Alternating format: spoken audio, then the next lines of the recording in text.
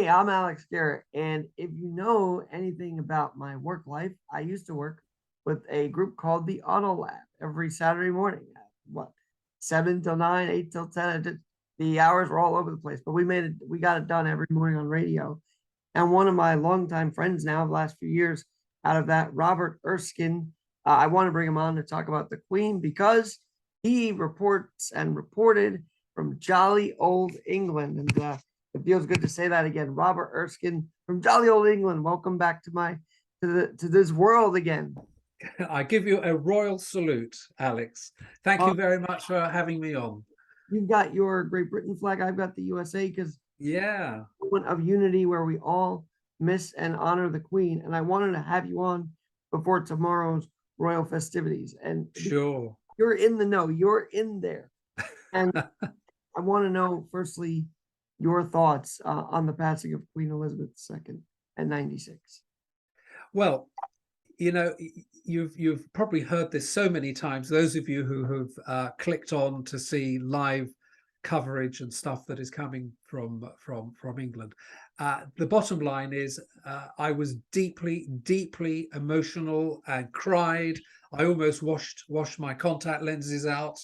I was very upset, and I just could not stop crying. And when we got the news, I happened to be with my family that day at home, and we were all just sitting there, absolutely flooding out with tears and emotion. And it came in waves. It just wasn't a one-off moment. It was like throughout the day. And it was really like, for those of us who very sadly experienced losing somebody very close, it was like a button had switched on and all the emotions, all the sadness, kind of kicked off. And we then quickly discovered that this became a national, if not a real international response. So I was very moved, terribly upset. Couldn't quite work out why, other than what I have just said. And even now, Alex, I have to tell you, I've been watching the online live feed that you can go on to see people queuing in London to go into the Palace of Westminster to see the Queen lying in state. And you just watch people, and that's a very addictive thing. And you see somebody weeping, and you start to weep, and you think, why am I?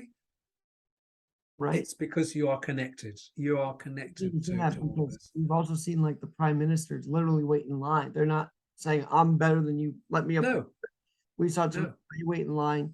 I guess Johnson had a fall yesterday. I don't know exactly what that was about, but even the leaders in these parties are saying, well, we are part of the common folk in this situation, and that's very interesting to see. It's there is a phrase, it becomes a great leveler. Everybody is leveled down to just who they are. Never mind about, as you say, I'm a prime minister, I'm a lord, I'm a sir. Even our famous ex-British football captain, Beckham. Yeah, David. He was in the queue. Now, this wasn't a PR stunt. He was deeply moved, and he went and joined the queue. He put on a funny hat. He had a coat on. He was in the queue. He didn't tell anybody who he was until somebody turned around and said, "Hey, are you David Beckham?" He went, "Yeah." He said, "What are you doing here?" He said, "The same reason why you're here." And it's extraordinary. So everybody from the top down who are coming in to join the queue, they have all become down to their natural position, which is just a human being full of emotion, caught up in this, not quite sure why, but you have to go. You have to go along and pay your respects. Absolutely. Now, the USA has been influenced by the Queen. She's seen 15 presidents. I mean, even dating back to Eisenhower. So she's had a long history of coming over here. And, she even did that on a 100-degree day, and she was in her 90s when she did that. That was, I guess maybe even 80s when she did that at Ground Zero, if I'm not mistaken. So she's been here even into her later years as well. Yeah. Well, even just literally 48 hours before she passed away, she was still working. She inaugurated our new prime minister, who we call Liz Truss, who you're going to hear a great deal about. So she inaugurated her on the morning that our new prime minister flew up, together with our ex-prime minister Boris Johnson, who's a very colourful fellow.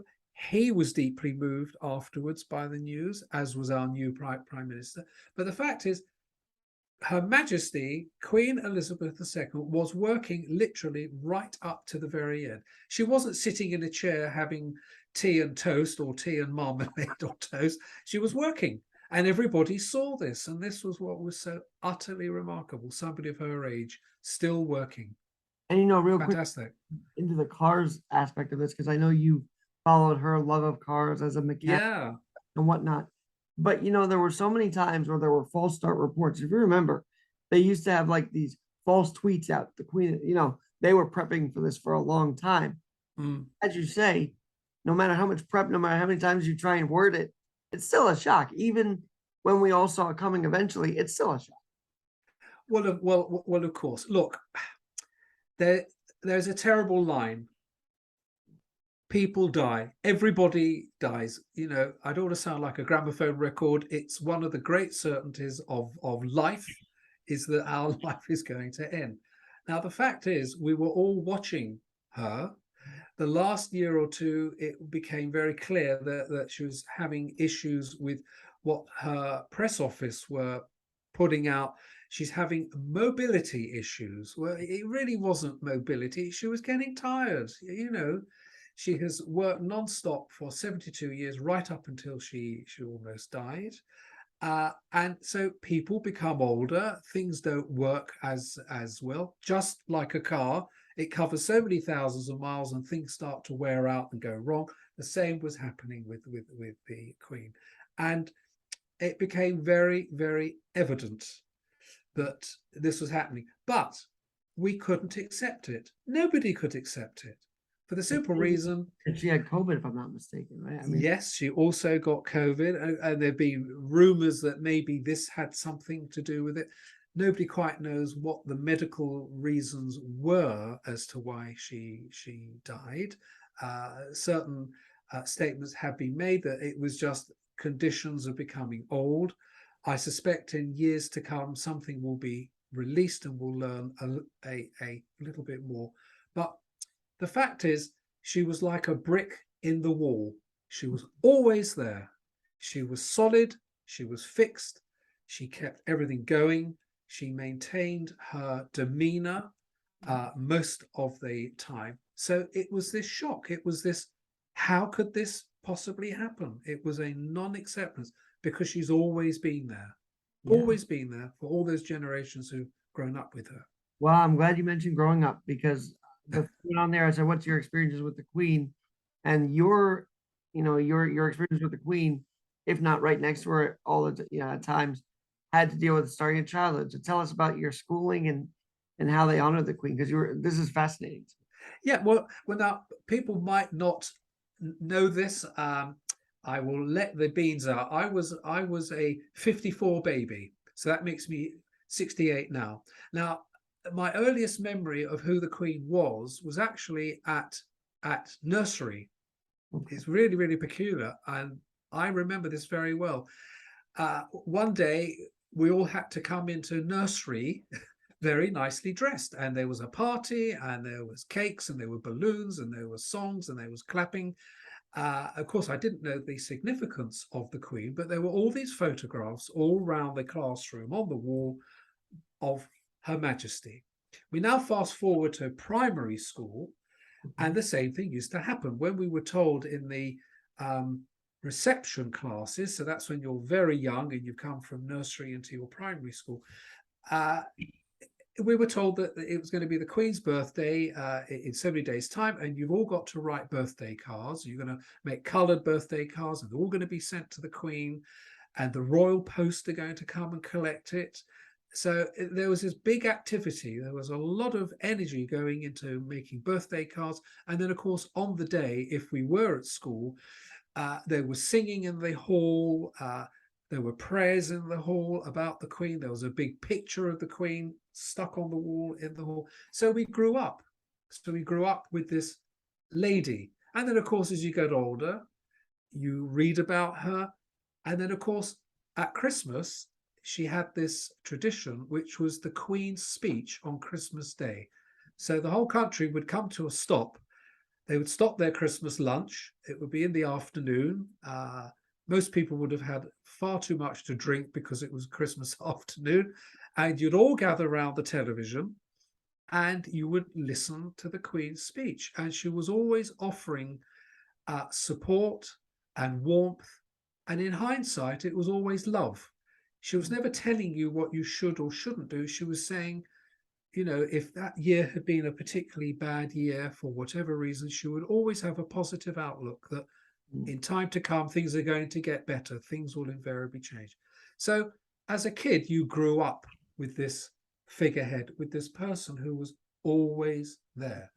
And then, of course, finally, when you got much older and you were aware of politics and prime ministers and all sorts of things that were going on, the one constant that was never in the news, having arguments or losing their temper or doing something that they shouldn't have done, was Her Majesty.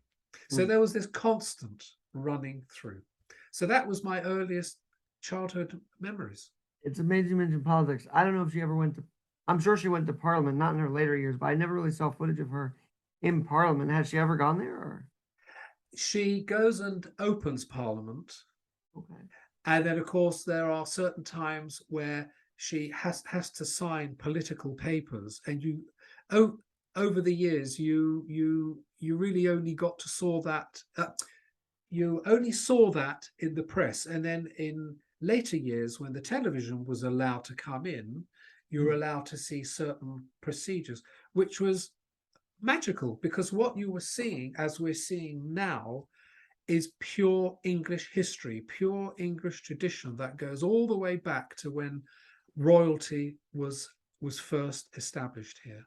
Now, did her love of cars inspire your love of cars? I've got to ask you that.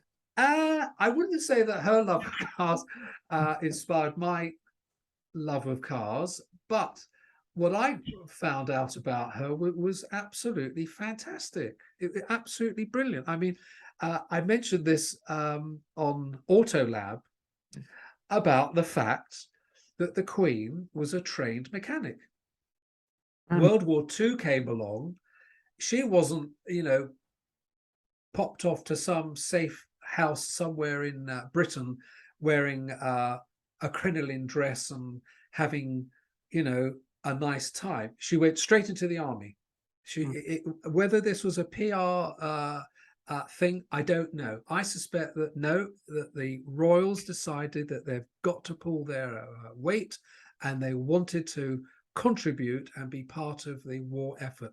So Her Majesty went straight into a unit where she was trained to maintain and repair medium-sized trucks. And she was very, very good at it. And the photographs which you can find, if you go again onto the internet, you can put it in, and you will be absolutely astonished that she's a bit of a grease monkey. And she was really, really good. And there is a story that not so long ago, she was going to some event. She was opening a building or something, and she was in a Bentley, which is one of her favorite cars, as well as the Rolls Royce. And she was going along the road, and the Bentley, tut tut, as we say, packed up. It came to a stop. So the chauffeur got out, and the police and the security who were with her came and surrounded the car. And the chauffeur came back and said to Her Majesty, "I'm terribly sorry. I don't know what has happened. I can't get the car to start."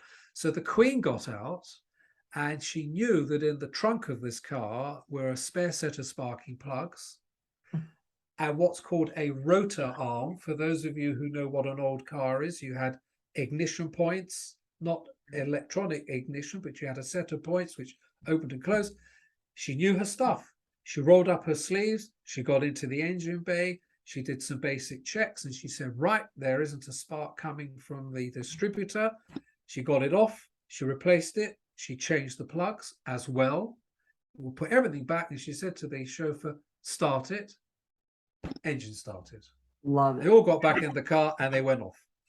Now I know that we were on the air actually when Prince Philip had passed away, and the selection of the car that his coffin was being carried was a big deal, wasn't it? It was a very, very big deal. I'm just going to jump back. You've just said something about, did my love of cars come because of the Queen? In fact, I'm going to retract this, Alex. I'm going to say probably yes, because the royals loved cars or love cars. Sure. So we were always seeing these wonderful cars, especially Rolls Royces and Bentleys, and very, very old ones. They have kept all their old cars. There's a fabulous collection that the Queen has kept. Her original Daimlers, Rolls Royces, which were given to her by the Rolls Royce car company, and also Bentley. So yes, I think I was influenced. So yes, Prince Philip also loved cars, and one of his favorite cars was the Land Rover and the Range Rover series. And of course, he designed his own kind of hearse, which was the back of an adapted Land Rover Discovery, which is a fabulous car. He got involved in actually designing it, so he would be put on the back of this fabulous car. And now, what's the car that they're taking the Queen around? Because obviously we've seen motorcade after motorcade, but I don't exactly know what they're driving. Right. Well, tomorrow she's actually going on a gun carriage. So when you put your television on, you're going to be A horse. no, drawn by naval officers, ordinary naval seamen of a normal rank. They're not going to be drawn by horses. The reason for this is that when Queen Victoria's husband, Prince Albert, died, because the Queen's lineage all comes from Queen Victoria. When he died, they put his body in a coffin on a gun carriage drawn by horses.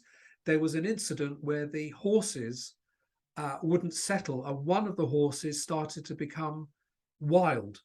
So they had to quickly take all the horses off, and it was then decided very quickly at the moment, in the true British fashion, right, we'll find a solution. Right, get all the naval ranking officers who were standing by the side of the road, get them to pull the gun carriage, so you won't have problems with horses.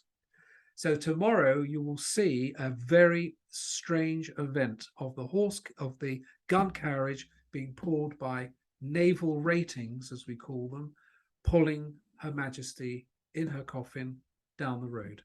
And then she'll be put on her car, which will go to Windsor, which will probably be a special Jaguar hearse, which you've probably seen in the news, which the Queen also helped design. Now you follow all of this pretty closely. So do you know if the royals are going to come in for the UNGA week? I know that Prime Minister Truss is. I know that there's actually a huge memorial service at our own cathedral in Washington for her. Do you know if the royals are going to that? I have no idea, Alex. I have no idea at all. It's possible that somebody from the royal family may go over and attend and represent the royal family. But at the moment, they are going to have almost a month of official mourning. So they will go away and do their own thing, probably out of the public eye. So it's possible that somebody is going to go over from the royal. Now, I don't like gossip. I don't like talking about Meghan, Harry, Prince William, and Kate. You know, although she's now the Princess of Wales. We haven't had a Princess of Wales since Princess died, which is very good, by the way. But I don't want to get into all that. But I do want to know this, because you mentioned that she went in the army. Well, when Harry went in the army, people saw that as a stunt, but I think that really changed his personality and calmed him down a bit. Well, he I believe that he was on active duty. Well, He was in Afghanistan. His life was threatened. A kind of a fatwa, as it's called, was put on his head. mm, So that upped up the atmosphere for him. And yes, it probably did change him because there's a lot of training, there's a lot of discipline. Uh, Look, there's, to use the phrase, there is a lot of, I think, unnecessary stick mm. put at him. Uh, Not everybody is exactly the same as Her Majesty, but people are saying here, well, why isn't he following the example of the Queen? Look, everybody is different. Um, People have different personalities, different values. Yes, it appears he has been at odds with his position in the royal family, and people are pointing fingers at Meghan and saying, oh, it's all her fault. Perhaps it is. But this is a moment. I think that that's going to change. It's possible that because of his grandmother, who he was very attached to, has died. I wouldn't say that the Riot Act has been read to him by his father, our new king, but I think it's almost certain that a certain realization has come through, and that the differences that he has towards his family and his brother, because there's been mentioned that he and his brother didn't quite get on. Well, I don't know any siblings who don't at certain times have a bit of a punch up, as we call it here, but it all gets resolved. I think he will settle down, and I think you will see a change. So his military training, I think, will click in. He'll fall in. I'm pretty You sure. mentioned, family. I want to know about your family. Did your mom and dad, how many siblings do you have, by the way? Right. I have an older brother and I have a younger sister. And were you all kind of raised to honor the royals or love the royals, or did that come from? Well, now, I don't think it's going to do any harm whatsoever for what I'm about to say. My mother, I think, was very much a royalist. Okay. My father, who served as a doctor in the last war, in the services in the Second World War, he was not a royalist.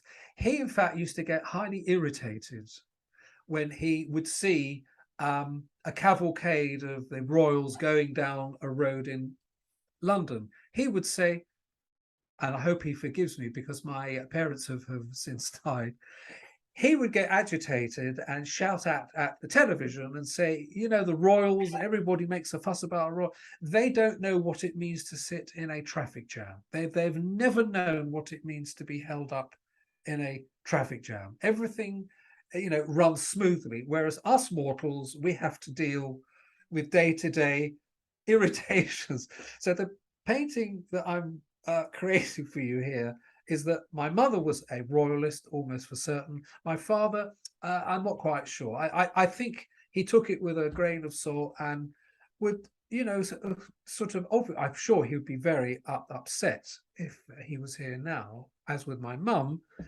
that this event has happened, but they would be stoic like people of that generation. They lived through the war. They would accept people pass on. You have to get on with it. So, in a nutshell, my mother was a royalist. I don't think my father was as much as a royalist. You talk about the stoicism, but um, she seemed to never let taking over the throne at 25 or so bother her. But you were around there more than any of us.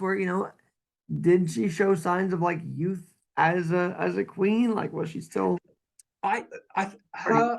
her vibes that she gave out were always full of life, full of energy. Yes, she may look somber because we always see her at these constant royal events and ceremonies where you have to, stand in a certain way, look in a certain way.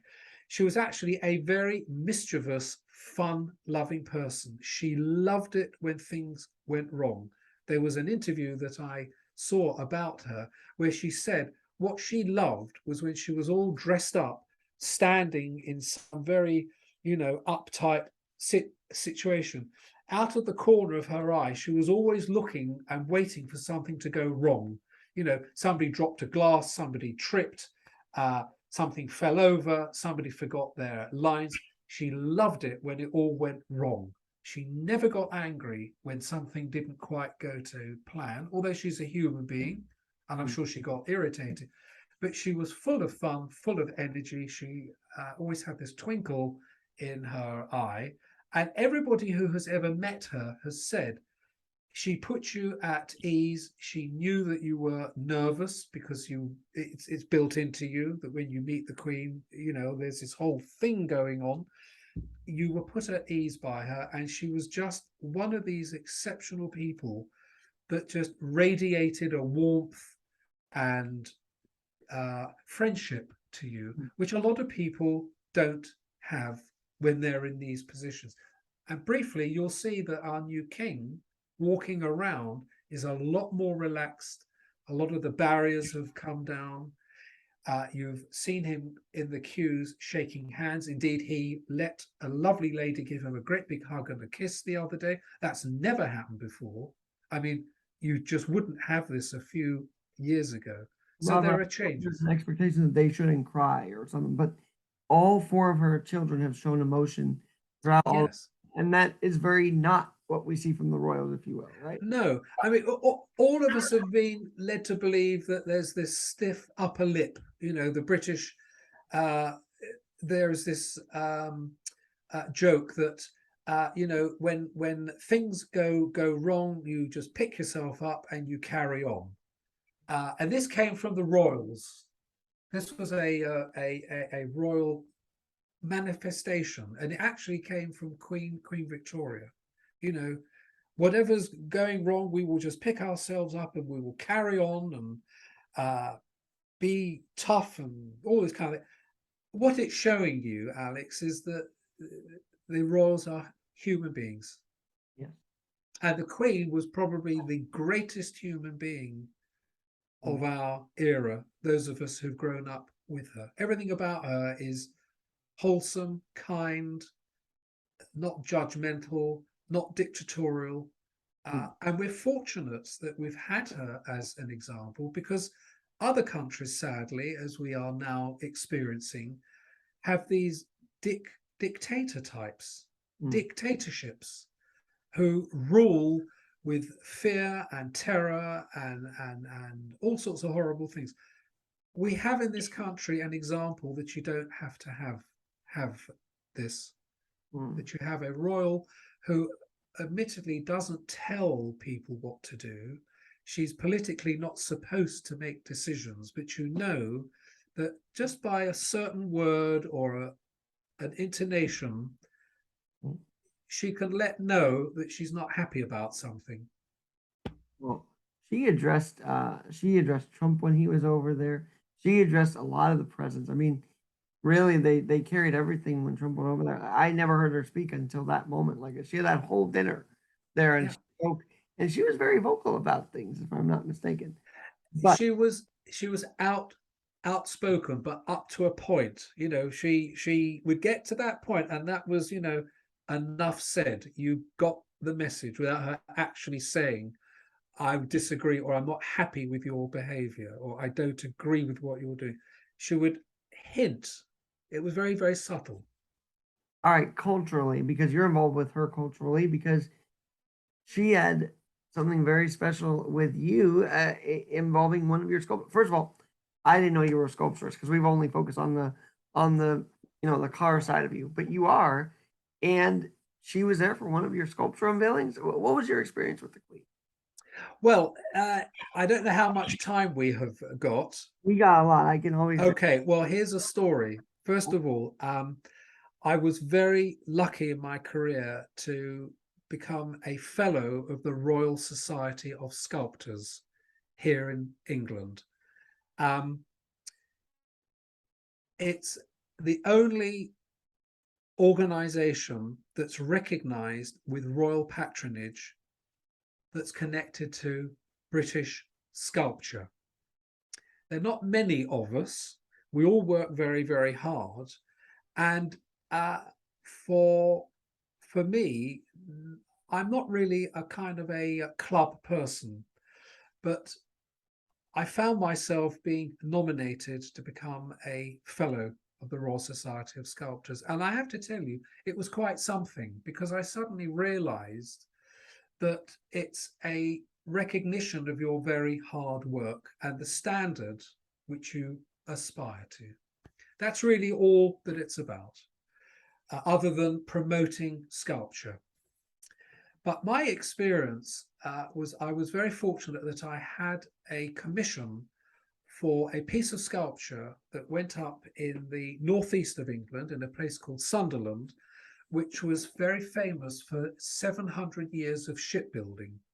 So this part of England, this is where most of Britain's ships were built. That's fantastic.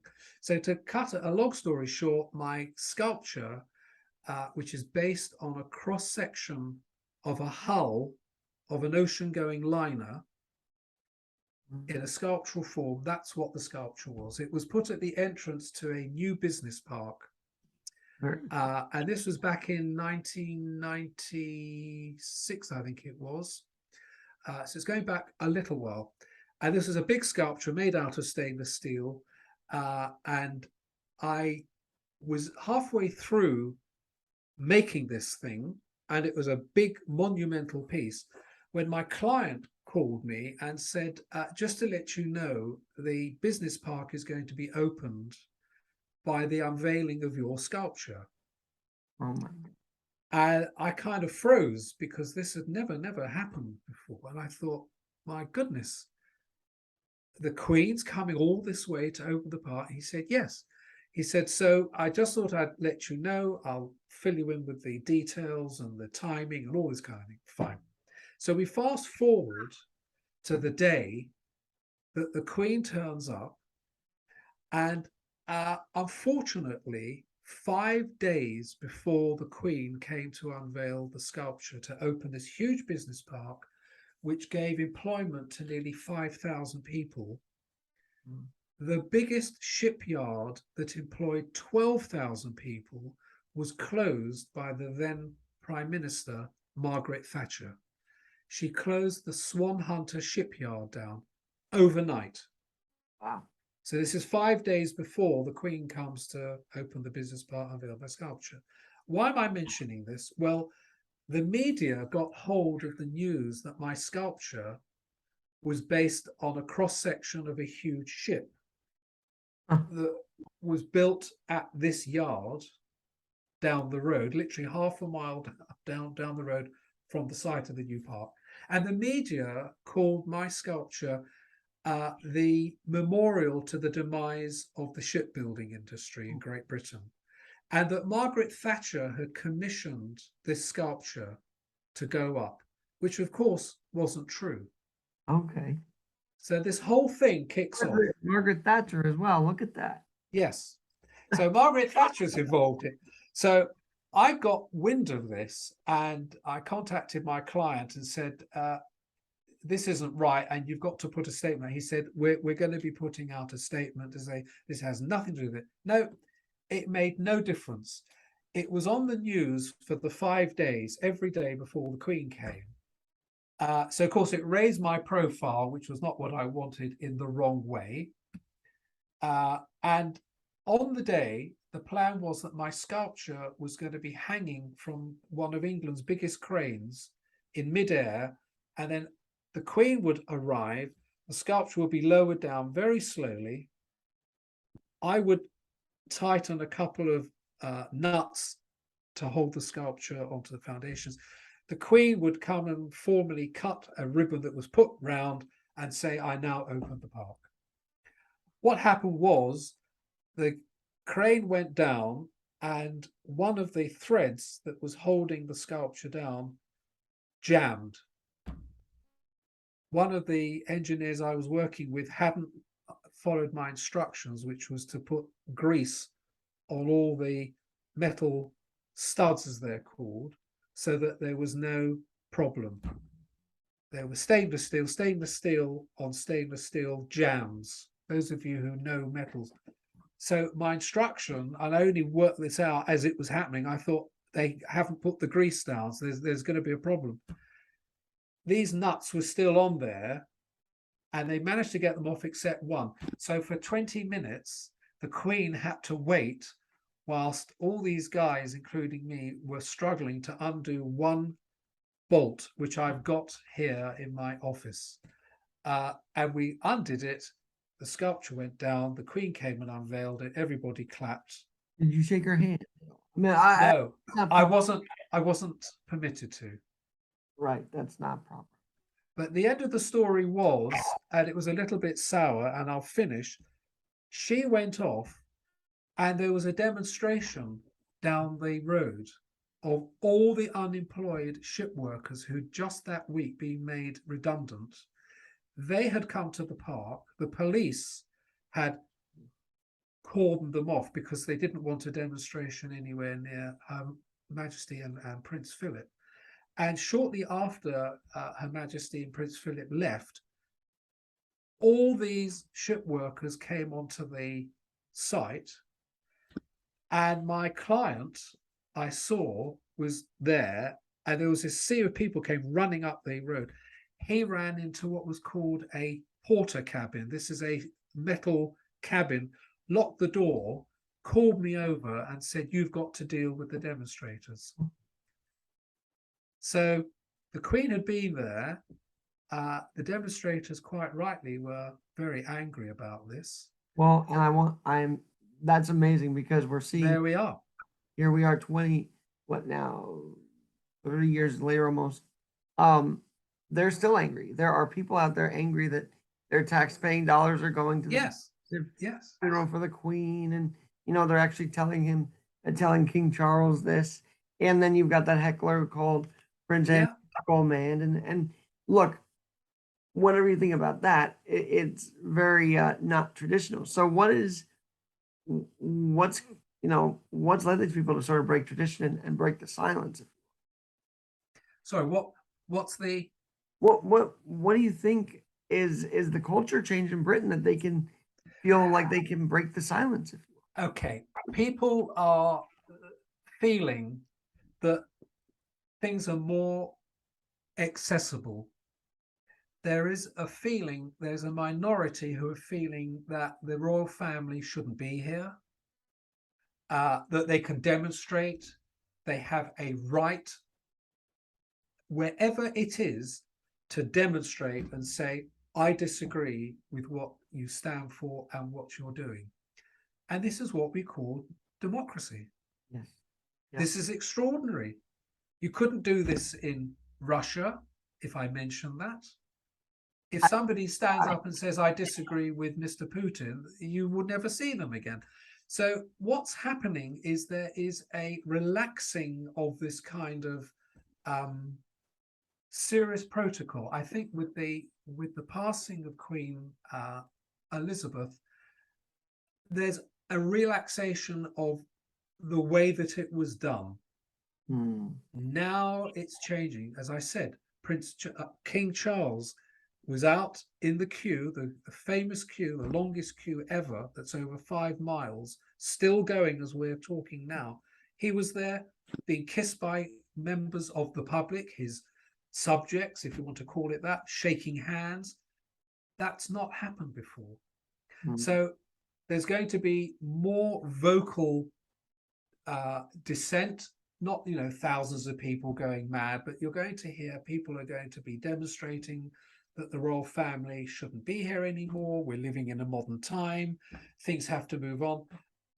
Britain is not going to get rid of the royal family. We are a democracy, and the Queen and the royal family, whether people like it or not, are representative of that democracy.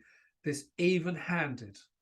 And here's another quick thing I can tell you. The King spoke to the Queen and said, "If I become Queen, I want to become head of not the faith in Great Britain, but the faiths. I want to respect every faith, every religious faith that's on this island." Now, you don't get that anywhere.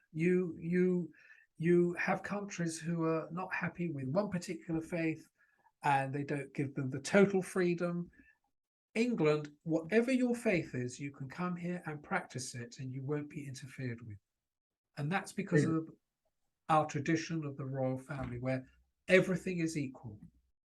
You know, it's interesting because I'm also thinking of all the people, all the countries that might vote out of the monarchy. I don't know. We'll see how that goes as well. But that's a discussion for another day.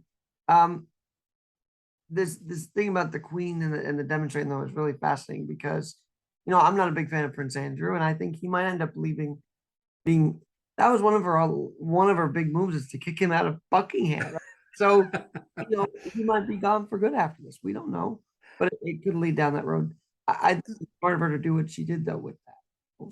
Look, he excuse me, he has spent a lifetime learning from his mother. It's extraordinary that at his age, 76, now is the time that he comes in and takes over from the Queen. So it's not as though he was like the Queen who had no experience at the age of whatever she was it 22, 25? That she was dropped in because her father died. Right. Now you're the Queen. You've got to learn on the job. He's had the luxury of learning right from the word go all the time. So I think he's going to be good. Yes, a lot of people don't feel comfortable with him.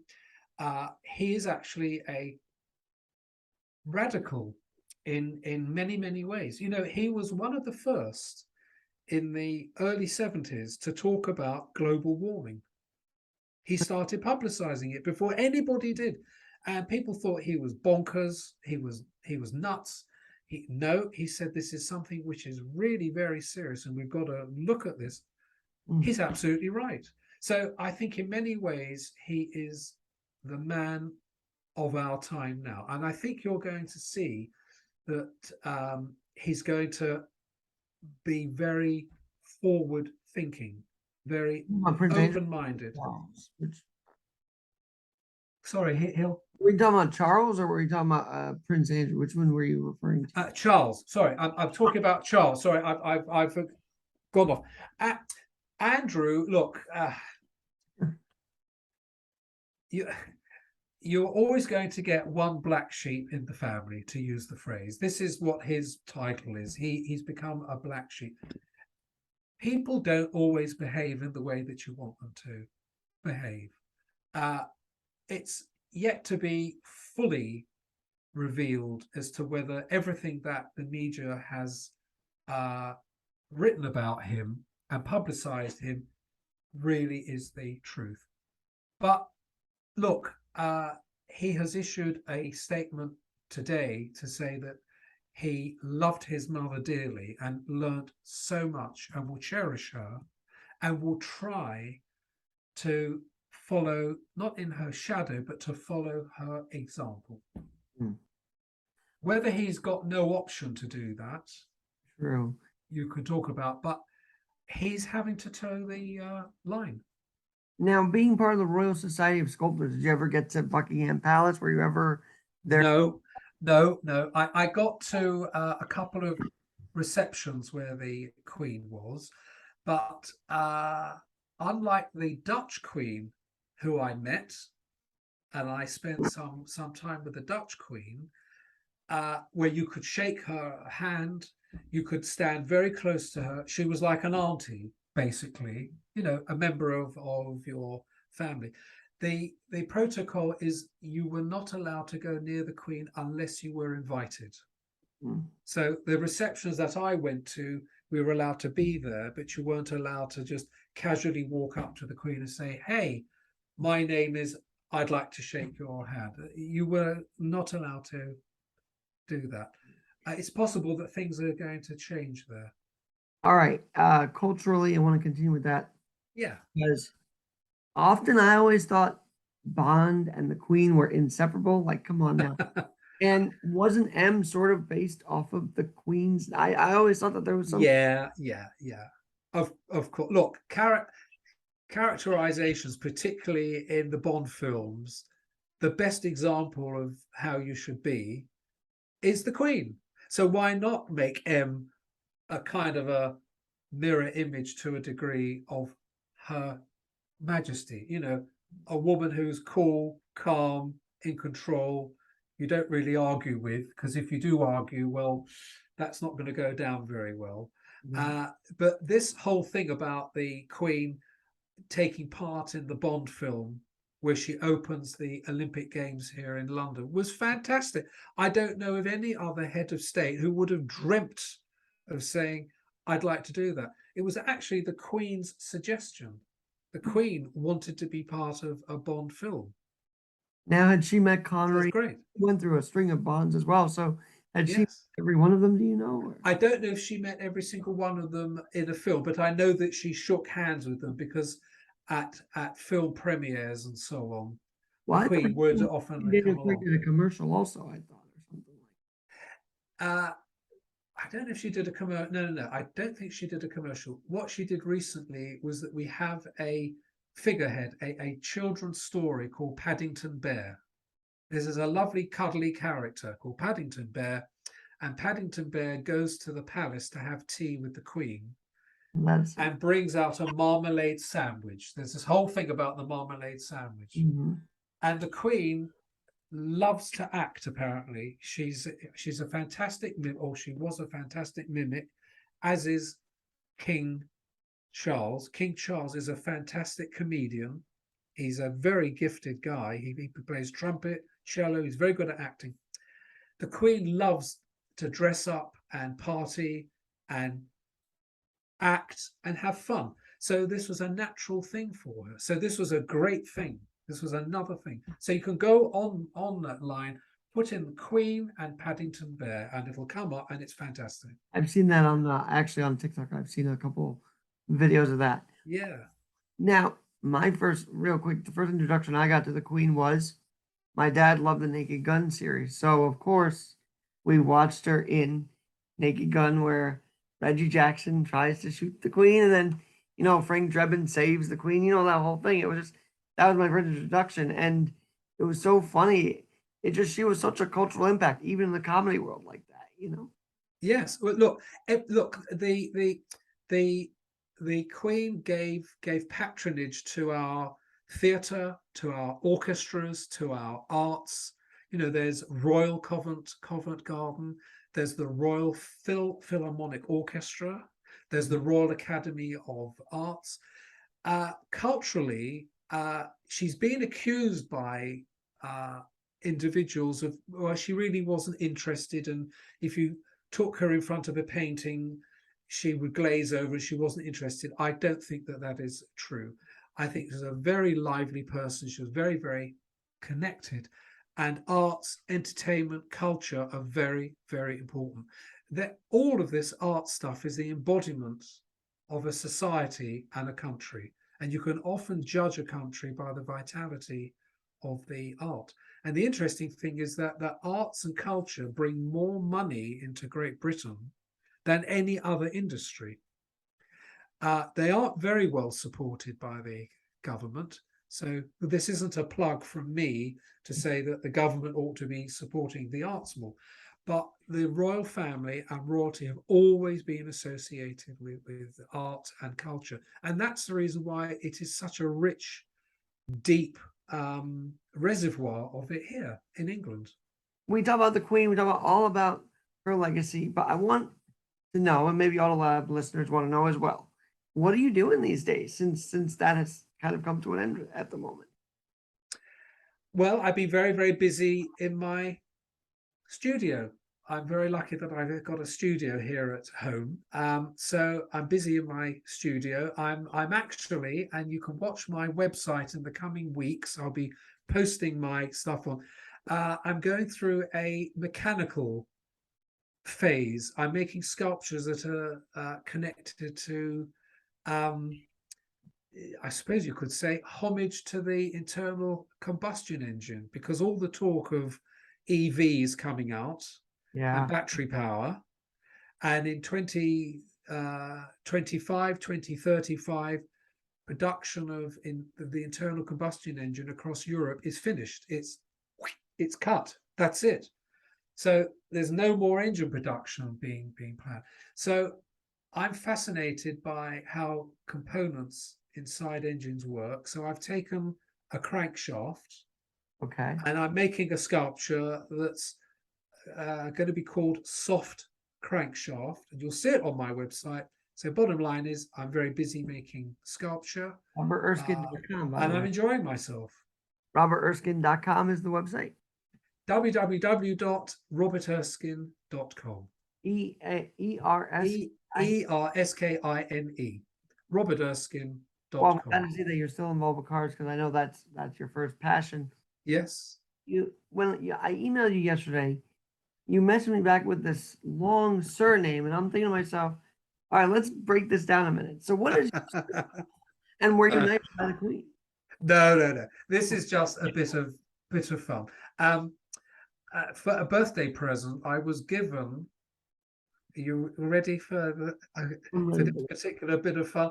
I was given a title of Lord Robert Erskine of Gilmore, Sanday, Scotland. My brother-in-law and his partner bought me a plot of land in Scotland with a legal official certificate that says I can call myself Lord Robert Erskine. It's not lineage. I'm not connected to royalty. My family have no connection to the royal family whatsoever. But it was just a bit of fun. So I can use this title if I want. And it's very, very good if I have a problem with a washing machine or an electrical appliance that I can't get fixed. I can pick up the phone and say, now, this is Lord Robert Erskine here. I want my toaster fixed, please. I can't seem to get through to your customer services. And that seems to work. Well, I gotta say, it's just a bit of fun. But I also have to say you have some royalty in the AutoLab lineage. I mean, I don't know if you want to go into that for a minute, but you are related to Mr. Walchuk, and of course we all hope he's doing well. But yeah, royalty within AutoLab. So there you go. Well, yes. Now, Harold, Professor Harold Walchuk, who was the founder of AutoLab, which was the longest, probably the world's longest running live automotive radio broadcast anywhere. He's my cousin. Very cool. So this is on my father's side. So my father's mother, or my father had an aunt who came to America. She started her family. One of the children in the family is Harold Walchuk. He's my cousin. Very cool. And I have to tell you, for those of you who want to find out about him, he's the most wonderful and remarkable guy. And yes, I think he's very much like Her Majesty, because everything he did was to help people. He was a great helper of people, very concerned with people who were having a bad time. So but made sure to have a great radio show every week. So that was it was great fun. And I won't go into the story as to how I got onto AutoLab, but it was through my cousin inviting me into the studio. Wow. Just to see what he did. And then, as we say in England, dropping me in it. That was in WOR days, right? I think. Yeah. Who turns up this year? A gentleman living in New York rang up with a very troublesome Jaguar. We call them Jaguars. You in America say Jaguar. Right. And this guy rang in and said, I've got a problem with a Jaguar and this, that, and the other. So my cousin, Harold, I didn't know this was going to happen. He said, well, we've got in the studio an interesting guy. He's my cousin all the way from London. He knows a bit about cars. Why don't you ask Robert? Now, I'd never been on radio before. So I'm sitting there and I looked at my cousin and he just started laughing. Harold just burst out laughing. He turned off his mic and started to laugh. And I was put on the spot. So that's how I got onto AutoLab. He actually used that laughing technique to diffuse any kind of situation there, if you notice that. Yes, yeah. Look, I'm just going to mention somebody, if you don't mind me. There was a gentleman called Charlie Finch who used to ring up. Now, sadly, Charlie Finch passed away recently. Very, very sad. And Charlie Finch was a real intellect. He was a character. He was great fun. But often he would go, as we say, off piste and start talking about stuff and shouting and getting angry. And Harold would always diffuse it with his laugh. That's right. His laugh, like the Queen's smile, was disarming. And Charlie would stop what he was doing, and Harold would take control of the situation, and that would be the end of it. Very, very, very, very professional. It was really remarkable to see how that one little moment of his laughter would just calm the whole room down, to be honest with you. Yeah. All right, so I can't let you get away without asking you about Sir Garrett. So when you had sent me your name, I'm like, no, I had seen something about Sir Garrett, and you're in the UK, and I gotta ask you, what do you know about Sir Garrett? Because I've been well, what I know is what I read on Wikipedia yesterday. After you invited me yesterday, I thought, oh, I wonder whether Alex has got any royal connection. He's a fictional character, by the way. Garrett is a interesting name. Now, your family name comes from Ireland and I believe Germany. And what's interesting there is that our royal family have very strong German roots. Huh. The Queen is actually linked to German royalty, if you want to call it that. So those of you who want to find out, go and look into the Queen's history and you'll find that she has German connections. So I think you've got a German connection. So you've also got Norman connections, which is from France. But if you've got a German connection, is it possible, Alex, that if you dug around, you might find there's a slight link to the royal family there on your side? Now I got to do some genealogy and you never know. I got to check it out. That is some interesting stuff. My mother's done the research. My dad, not so much, but we've been working through it little by little. We're sort of the Jameson line as well. So there's a. So that's Scottish or is that Irish? That's the Scottish line. Scottish side, yeah. And it explains why I like JMO a little bit. All right, one last thing before I let you go, because yeah, sure, I have to know the closing of Phantom of the Opera just a week after the Queen's death. Are you kidding me? Has that been felt in the UK yet? Like, has there been conversation? No, I haven't heard any outcry other than in the news they said that the Phantom of the Opera is coming to the end. I read about this on Broadway, and I thought, it's like everything, all good things come to an end, just like Her Majesty. It's exactly the same. Andrew Lloyd Webber played at the Jubilee, if I'm not mistaken. Yes. I think he did a whole Phantom of the Opera at the Jubilee. So, and isn't he a sir? I thought he got knighted, maybe not. I think he is a sir, yes. He got knighted by the Queen, so obviously he has ties in there. So it's just interesting that she passes and now the Phantom's going, like, I guess everything's changing. The other thing is, and I can't remember all the names, but what is curious is that the moment that the Queen passed away, there have been quite a few high-profile people who've also suddenly passed away. But what that is telling you is that people are running their lives and they eventually die. Sadly, this is what we all have to face up to.